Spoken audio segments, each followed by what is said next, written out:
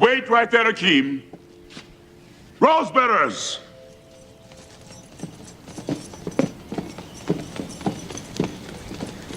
37 years. That's how long some of the most jaw-dropping secrets behind one of Hollywood's greatest comedies have been hiding in plain sight. Coming to America, the film that made you laugh until your stomach hurt, the film that gave you chocolate, and Soul Glo and the Big Mick, was built on a foundation of backstage chaos, explosive feuds, a multi-million-dollar courtroom scandal, and casting decisions so controversial they almost killed the movie before it ever reached theaters. You watched it. You quoted it. You probably watched it again with your kids. But here's what nobody told you about what was really going on behind those palace walls, inside that Queen's barbershop, and in the boardrooms of Paramount Pictures. Stay until secret number 22, because what happened in that courtroom didn't just change this film. It changed Hollywood forever. Let's go. Secret number 1. The whole film was born from a stand-up joke. Before there was Prince Akeem, before there was Zamunda, before there was even a screenplay, there was a joke, a single stand-up joke. In his legendary 1987 comedy special Raw, Eddie Murphy told audiences that the only way he could ever be certain a woman wasn't interested in his money was to go all the way to Africa and find one sitting buck naked on a zebra. The crowd roared. Murphy filed that laugh away. That joke became the seed of Coming to America. Murphy reversed the concept. Instead of going to Africa, the African prince would come to America, stripped away the edge, softened it for mainstream audiences, and turned it into a 25-page story treatment. That treatment is what he handed to Paramount Pictures.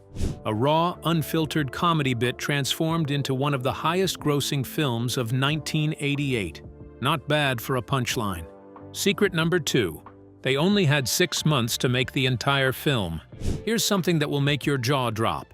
The entire production of Coming to America, from camera roll to final cut, had to be completed in just 6 months. 6 months for an elaborate, multi-location shoot spanning New York and Los Angeles. 6 months to design an African kingdom from scratch, choreograph musical numbers, and build some of the most intricate prosthetic makeup ever attempted at that point in film history. By any measure of Hollywood logic, that timeline was borderline impossible. Yet somehow, against all odds, they pulled it off. But at a cost, a serious cost. And that cost had a name, and we'll get to it very soon. Secret number 3. Eddie Murphy played 4 different characters. Let's talk about something that stunned critics and delighted audiences. Coming to America was the very first film in Eddie Murphy's career where he played more than one role. Before this movie, Murphy had appeared in a single character in every film he had ever made. One role, every time.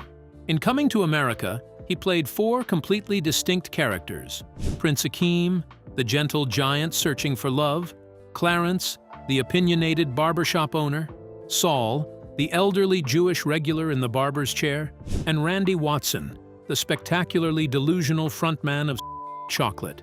And those last 3? Critics and some audiences didn't even realize they were the same person. Murphy revealed in interviews that some critics wrote entire reviews of the barbershop scenes without realizing that 3 of the 4 characters were played by him and co-star Arsenio Hall. Let that sink in. They were literally watching Eddie Murphy argue with himself and had no idea. Secret number 4. The makeup was Oscar-nominated and revolutionary. How did Murphy disappear so completely into those characters? The answer is legendary makeup artist Rick Baker, whose work on Coming to America earned him an Academy Award nomination. A massive deal at the time, as prosthetic makeup for a comedy was rarely taken seriously by the Academy. Baker's team created painstaking silicone prosthetics and age-transforming appliances that turned 2 young black men into elderly Jewish and white characters. The process reportedly took hours each day. Hours of sitting in a makeup chair before a single frame of film was shot. And the results were so convincing that they set the template for Murphy's entire later career. The Nutty Professor, Norbit, Bowfinger, all of it traces directly back to the transformation techniques pioneered in that Queen's barbershop. Secret number 5. Arsenio Hall played multiple characters too, including a woman. While everyone talks about Murphy's multiple roles, Arsenio Hall quietly matched him beat for beat. Hall transformed into Semi, his loyal and somewhat materialistic sidekick, but also into the bombastic Reverend Brown, the smooth-talking Morris in the barber shop, and most unforgettably, the extremely ugly girl in the bar scene. Think about that.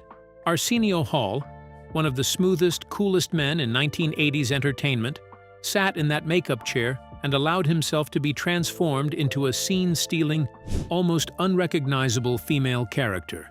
And he committed to it completely. Hall and Murphy's chemistry in those multi-character scenes is the unsung backbone of everything that makes this movie work. Secret number 6. The director and the star were at war. Now we get to the tension. The real behind-the-scenes war that nearly derailed everything. Director John Landis and Eddie Murphy had previously worked together on Trading Places, 1983, with a reportedly warm relationship.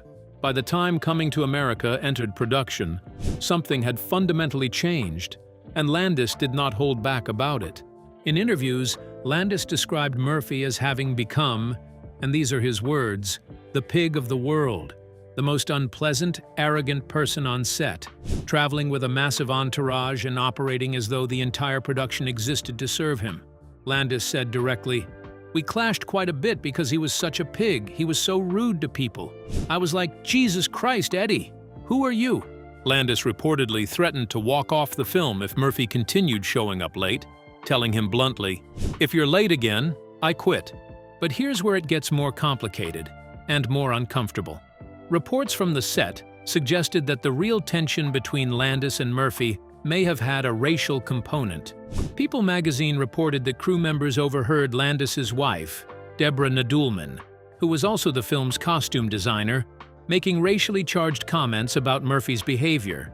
So the falling out between the director and his star wasn't simply professional ego clashing with Hollywood ego. There was something uglier, potentially simmering beneath the surface. They made the movie. It became a classic. And then they didn't speak for 6 years. Secret number 7. Murphy leveraged his own stardom to get Landis hired.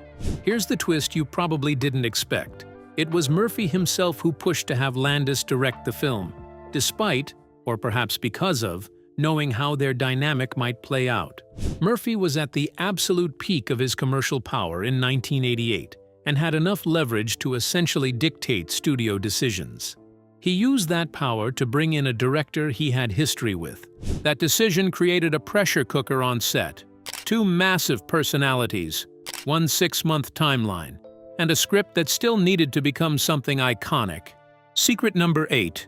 Paramount Studios demanded a white actor be in the film. This one is extraordinary.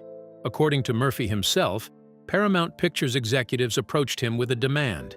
The movie's cast was too black. They insisted a white actor be included, or they wouldn't greenlight the film. Murphy recounted the exchange in a 2021 interview on The Today Show, saying studio executives told him, "We have to have somebody white in it.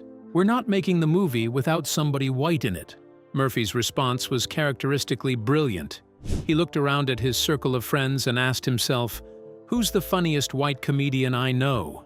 The answer was Louis Anderson. And just like that, a studio demand born from institutional anxiety became one of the film's most beloved supporting characters, the eternally optimistic McDowell's employee planning his management trajectory. The film was made, the demand was met, and Murphy turned what could have been a compromised creative vision into a comedic gift. Secret number 9. McDowell's was actually filmed inside a Wendy's. Every time you watched Akeem mop floors or take orders at McDowell's, the restaurant that borrowed the Golden Arches concept while insisting its menu featured the Big Mick, not the Big Mac, you were actually looking inside a Wendy's restaurant. The real filming location was the Wendy's at 85-07 Queens Boulevard in Elmhurst, Queens. And the film's script actually states the exact correct address, hiding it in plain sight. McDonald's had given permission for its brand to be lovingly mocked in the film, but ironically, the physical restaurant used for those scenes belonged to its competitor. That Wendy's building stood until 2013, when it was demolished to make way for a luxury apartment complex. The home of the Big Mick is now condos. Secret number 10. Queens was mostly Brooklyn and Los Angeles. Here's one for the geography detectives among you. The film presents itself as being set almost entirely in Queens, New York, and that framing is central to the entire plot, since Prince Akeem specifically chooses Queens because of its name. But almost nothing was actually filmed in Queens. The apartment building where Akeem and Semi lived? That's in Williamsburg, Brooklyn. The barber shop directly below it?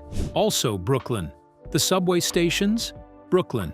The McDowell family's Grand Tudor home, presented as being in Jamaica Estates, Queens. That's a house on South Muirfield Avenue in Hancock Park, Los Angeles. The Zamundan Palace exterior? Built as a full-scale set at the Big Sky Ranch in Simi Valley, California. The Briarwood subway station entrance? Constructed on Hollywood Boulevard in California. Essentially, the filmmakers built an entire fictional version of Queens out of spare parts from Brooklyn and Los Angeles. And for 37 years, most people never noticed. Secret number 11. The Zamundan Palace used real elephants and zebras. Speaking of the palace, those opening scenes featuring elephants and zebras weren't achieved with special effects or camera tricks. They were filmed at the Huntington Library, Art Museum, and Botanical Gardens in San Marino, California, using real animals. The palace's exterior was a physical full-scale set erected in the hills of Ventura County. The sheer logistical ambition of that choice, within a 6-month production window, says everything about how committed everyone was to making Zamunda feel genuinely real, not like a Hollywood backdrop. Secret number 12. Michael Jackson and Prince were almost in the film. Stop what you're doing and really absorb this one. There has been a persistent, long-standing rumor that both Michael Jackson and Prince were approached to appear together in a dance-off cameo scene. The idea was reportedly on the table, discussed seriously, before falling apart due to both stars' packed schedules. The connection to Jackson wasn't incidental. Director John Landis was the same man who had directed Jackson's legendary Thriller music video just 5 years earlier. The creative relationship was real and warm. Whether the Jackson-Prince dance-off was ever close to becoming reality or remained a fevered Hollywood what-if, we may never know for certain. But just sit with the alternate universe where that scene exists. Secret number 13. Sidney Poitier was considered for King Jaffe Joffer. The role of King Jaffe Joffer, the regal, commanding father of Prince Akeem, was ultimately played to perfection by James Earl Jones. But according to IMDb, the original conversation about that role included the name Sidney Poitier. Poitier, one of the most dignified, commanding presences in the history of American cinema, would have brought an entirely different energy to the king. Jones brought his thunderous voice, his gravitas from Star Wars, his warmth. Poitier would have brought something sharper, more controlled. We'll never know which version of King Jaffe would have been more memorable. But the fact that the conversation started with Poitier tells you everything about how seriously the filmmakers took that role. Secret number 14. James Earl Jones and Madge Sinclair became the Lion King because of this movie. After Jones and Madge Sinclair delivered their performances as the King and Queen of Zamunda, something remarkable happened. Disney executives saw those performances and made a decision. The same pairing, an African king and his queen, played by Jones and Sinclair, would be recreated in 1994's The Lion King, with Jones voicing Mufasa and Sinclair voicing Sarabi. The connection is direct, documented, and delightful. Two actors played an African royal couple so convincingly that Disney essentially said, "We want that again," for the next generation. And it worked. Both performances became iconic in their own right. Secret number 15. Cuba Gooding Jr., Samuel L. Jackson, and Garcelle Beauvais all made their film debuts here. Pause your rewatch and look closely. The film is loaded with future superstars making their first ever on-screen appearances. Cuba Gooding Jr., who would go on to win an Academy Award for Jerry Maguire, appears as a barbershop customer getting a haircut. Samuel L. Jackson, who became one of the highest-grossing actors in cinema history, plays the armed robber in the McDowell's robbery scene, snarling, "Don't stall me, fat boy," at Louis Anderson's character. Garcelle Beauvais appears as a rose-bearer, and Sherry Headley, playing love interest Lisa McDowell, was also making her film debut. 4 future industry heavyweights, 1 movie. None of them had a significant film credit before this. The casting department of Coming to America deserves its own Hall of Fame. Secret number 16. The real Tobe Hooper has a hidden cameo. For horror fans, specifically fans paying extremely close attention, there is a blink-and-miss-it cameo from Tobe Hooper, the director of the Texas Chainsaw Massacre. Hooper was a close personal friend of John Landis, and Landis tucked him into a party scene at McDowell's. He's there, he's real, and almost nobody has ever spotted him on a casual viewing. Secret number 17. The brothers of Murphy and Hall were hidden in plain sight too. The film is practically a family reunion. Murphy's stepbrother Vernon Lynch appears in the basketball game bathroom line scene, standing directly in front of Prince Akeem when he's recognized. Arsenio Hall's brother Vondi Curtis Hall plays the excited vendor who spots Akeem at the same game. And the bum who tumbles down the stairs in Akeem and Semi's apartment building? That's Ray Murphy, Eddie's uncle. 3 family members, 1 film, all hidden in crowd scenes that most people have watched dozens of times without ever knowing. Secret number 18. The Trading Places characters return as homeless men. This is one of the most rewarding Easter eggs in 1980s cinema, and it went completely over the heads of audience members who hadn't seen Trading Places. In that 1983 film, also directed by John Landis, also starring Eddie Murphy, the villains were wealthy commodity brokers Randolph and Mortimer Duke, played by Ralph Bellamy and Donna Meshi. In Coming to America, those same 2 actors reprise those same 2 characters, now homeless, broke, and freezing, as the men Akeem gives a bag of money to in the park. One of them says, "Mortimer, we're back." It's a direct sequel moment, 5 years in the making, slipped quietly into a completely different film. If you knew, it was one of the funniest moments in the movie. If you didn't know, it was just 2 funny old homeless men. Either way, it worked. That's genius. Secret number 19. Paula Abdul choreographed the wedding scene and almost didn't get the job. Long before American Idol, long before her pop career fully exploded, Paula Abdul was a choreographer, and a young one at that. She had been choreographing for the Los Angeles Lakers cheerleaders and for Janet Jackson. She was known in industry circles but was not yet a household name. John Landis called her in for a meeting because he wanted whoever had choreographed for Janet Jackson.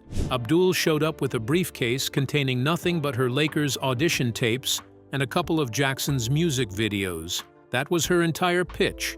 She got the job. The iconic wedding dance sequence in Coming to America is entirely her creation. And in a separate layer of Hollywood fate, Abdul would later begin dating Arsenio Hall, the man she had just choreographed a scene for. Secret number 20.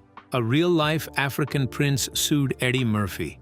After the film was released, 5 separate lawsuits arrived at Paramount's door. 5. One of the most extraordinary came from a man claiming to be an actual African prince, who insisted Eddie Murphy had stolen his real-life story for the film. The lawsuit went nowhere, but the very fact that it was filed, that a real person watched this movie and thought, "That's my life," is one of the stranger footnotes in Hollywood legal history. Secret number 21. CBS tried to turn the film into a TV series and filmed a pilot. When Coming to America became one of the highest-grossing films of 1988, CBS moved quickly to capitalize. They developed a full television adaptation, a weekly series that would follow Prince Akeem's fictional younger brother Tariq, sent to study at Queens College in New York. The plan was for in-living color actor Tommy Davidson to star in the lead role. A pilot episode was actually filmed and aired in 1989 as part of CBS's Summer Playhouse anthology series. Then it disappeared, the network passed, the show died, and Hollywood moved on. It is, to this day, one of the more fascinating, almost happened stories in television history. A Coming to America spin-off series that technically aired once and was then quietly buried. Secret number 22. The lawsuit that changed Hollywood forever. Now, this is the one. The secret that matters most. Not just for this movie, but for every movie made after it. Political columnist and writer Art Buchwald had pitched a story treatment to Paramount Pictures back in 1982. In his concept, an African leader comes to Washington, D.C., is deposed in his home country, is forced to work in a restaurant, and eventually marries an American woman. Sound familiar? When Coming to America was released with Eddie Murphy receiving sole story credit, Buchwald received nothing. No credit, no payment. He sued for breach of contract. And in 1990, the California Superior Court ruled in his favor, finding that his treatment and the film were legally similar. But the truly explosive part came in Phase 2 of the trial. Paramount's defense was staggering. Despite Coming to America earning $288 million at the global box office, the studio claimed the film had made no net profit. Zero. They owed Buchwald nothing, because according to their own accounting, the movie had technically lost money. The court described this accounting formula as unconscionable. It was the formal legal birth of a term that now lives permanently in entertainment industry vocabulary: Hollywood accounting, the creative bookkeeping practice by which studios use double-counted costs, overhead charges, and interest fees to ensure that even the most profitable films appear to generate no profit on paper, eliminating any obligation to pay profit participants. Leery of further legal exposure, Paramount settled with Buchwald for $900,000 before an appeal could be heard. And here's the bitterest irony of all. John Landis, who was arguably Buchwald's biggest skeptic, later admitted that the lawsuit had actually benefited him and Murphy more than anyone else, because it forced Paramount to open their accounting books, revealing exactly how much money the studio had been making while claiming losses. The ripple effects were immediate. Studios across Hollywood became far more careful about how they handled unsolicited scripts. To this day, major studios return spec scripts unopened and unread to protect themselves from similarity claims. One lawsuit over one comedy film restructured the legal and creative architecture of the entire industry. Secret number 23, the Spike Lee Easter egg hidden behind a door. Here's one for the eagle-eyed viewers. In Lisa McDowell's office, behind the door, there is a photograph, easily missed, almost never discussed. It's a picture of filmmaker Spike Lee and his sister, Joey Lee. Lee was at that exact moment emerging as one of the most important directors in American cinema with She's Gotta Have It and School Days. Someone on the production slipped that photograph into the frame as a quiet tribute to black cinema. It's never been officially explained. It's just there, waiting to be found. Secret number 24. The barbershop whiteface character was inspired by real history. Remember Saul, the elderly Jewish regular in the My T-Sharp barbershop, one of Murphy's most unrecognizable transformations. Director John Landis deliberately designed that character as a conceptual mirror image of a troubling piece of American entertainment history. Landis had read about the practice of Jewish comedians in the early 1900s wearing blackface to portray racist caricatures of African Americans in vaudeville and early entertainment. He decided to flip the dynamic entirely, having Murphy, a black man, put on prosthetics to play a white Jewish man. The character became a kind of reverse commentary on that history, filtered through comedy. It added an intellectual layer to what could have simply been a funny disguise. Secret number 25. The film cost $36 million and made nearly $288 million. Let's put the scale of this film's success in sharp relief. Coming to America was produced on a budget of approximately $36 million, a significant but not astronomical figure by 1988 standards. It went on to earn approximately $288 million worldwide at the box office, making it the highest-grossing comedy film of 1988 and the third highest-grossing film of that entire year across all genres. It currently holds an 85% rating on Rotten Tomatoes, and it earned that money while Paramount was simultaneously telling a court it had produced no net profit. The gap between those two realities, $288 million in revenue, zero claimed profit, is the clearest illustration of Hollywood accounting ever presented to a judge. Secret number 26. The McDowells versus McDonald's. Legal battle during production. Even before Art Buchwald filed his lawsuit, there was a McDonald's-related legal threat right on set. The film's production had obtained corporate permission from McDonald's to parody the brand as McDowell's. However, a nearby McDonald's franchise owner in Queens, not understanding that the filming was part of a movie, saw the construction of the McDowell's set and threatened his own lawsuit against the production. It took significant effort to explain to the franchise owner that the restaurant being built outside his window was not a real competitor, but a fictional creation in an Eddie Murphy film. The legal threat evaporated. The film continued, but for a brief, chaotic moment, Coming to America almost faced a lawsuit from the very brand it was affectionately mocking. Secret number 27. The film directly inspired Murphy's entire multi-character career. This is a legacy point that often goes unexamined. Coming to America was not just a one-time experiment in multi-character performance. It became the creative template that Murphy returned to again and again throughout his career. Without the lessons learned and the technical innovations pioneered in the creation of Clarence, Saul, and Randy Watson, there is no The Nutty Professor, 1996, where Murphy played 7 characters. There is no Norbit, 2007. There is no Vampire in Brooklyn. The movie didn't just showcase Murphy's talent, it showed him, and Hollywood, what he was capable of when given the right creative conditions. Every subsequent Murphy transformation owes a creative debt to those hours in Rick Baker's makeup chair on the set of Coming to America. Secret number 28. The Zamundan Film Commission in the credits is a joke, but not the only one. Roll the credits of Coming to America all the way to the end, and you'll find a special thanks to the Zamundan Film Commission, a fictional government body for a fictional African kingdom. It's a winking, self-aware joke from the filmmakers acknowledging the absurdity of their world building. But the credits contain a more somber note hiding beneath the comedy.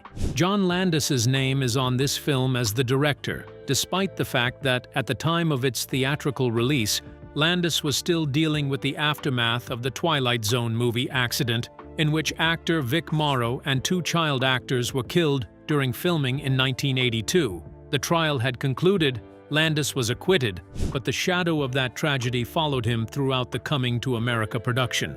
He reportedly screened Coming to America for the jury during deliberations in that separate case. The man who brought you Prince Akeem of Zamunda was navigating one of the most painful chapters in Hollywood history at the very same time. Comedy and tragedy, as always, sharing the same address. So there you have it, 28 secrets hidden inside one of the greatest comedies ever made. And now I need you to weigh in on something before you go. Which of these secrets shocked you the most? Was it the 5 lawsuits that descended on Paramount after release? The fact that almost every scene set in Queens was filmed in Brooklyn or Los Angeles? The Hollywood accounting scandal that Buchwald's case exposed? Or maybe the fact that Samuel L. Jackson, Cuba Gooding Jr., and Garcelle Beauvais were all making their film debuts in the same movie at the same time? Drop your answer in the comments right now. And tell me, did you ever spot any of those hidden family members in the crowd scenes? Because I genuinely want to know how many of you noticed Eddie Murphy's uncle falling down those apartment stairs. If this video gave you something you didn't know before, do 3 things. Hit like so more people find this channel, hit subscribe so you never miss a secrets breakdown like this one, and share this with the one friend in your life who quotes this movie at least once a month. They deserve to know the truth. Because Coming to America was never just a movie, it was a lawsuit. A war between a director and his star, a creative revolution in makeup artistry, a legal case that rewrote Hollywood's rulebook, and a film that launched the careers of people who went on to become legends. All of that packed into 116 minutes, shot in 6 months, released on June 29, 1988. Long live Zamunda!